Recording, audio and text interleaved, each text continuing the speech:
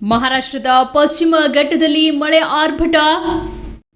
ನಿಪ್ಪಣಿಯ 3 ಪ್ರಮುಖ ಸೇತುವೆಗಳು ಜಲಾವೃತ. ದೂದ್ಗಂಗಾ ವೇದಗಂಗಾ ನದಿಗಳು ಅಪಾಯದ ಮಟ್ಟ ಮೀರಿ ಪ್ರವಾಹ. ನದಿ ತೀರದ ಜನರಿಗೆ ತಾಲೂಕಾ ಆಡಳಿತ ಕಟ್ಟೆಚ್ಚರ.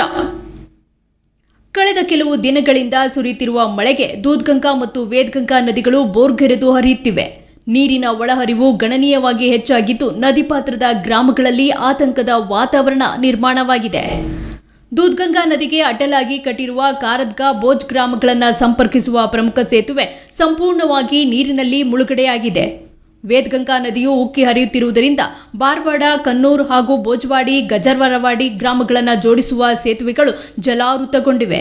ಮಹಾರಾಷ್ಟ್ರದ ವ್ಯಾಪ್ತಿಯಲ್ಲಿ ಬರುವ ರಾಜಾಪುರ ಜುಗಳಾ ಸೇತುವೆಯು ಕೂಡ ನೀರಿನ ಅಡಿಯಲ್ಲಿ ಸಿಲುಕಿದ್ದು ಗಡಿಭಾಗದ ಸಂಪರ್ಕ ಸಂಪೂರ್ಣ ಕಡಿತಗೊಂಡಿದೆ.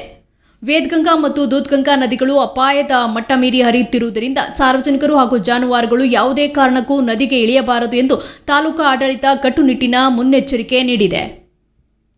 DK Uppar, in news, Chikkodi.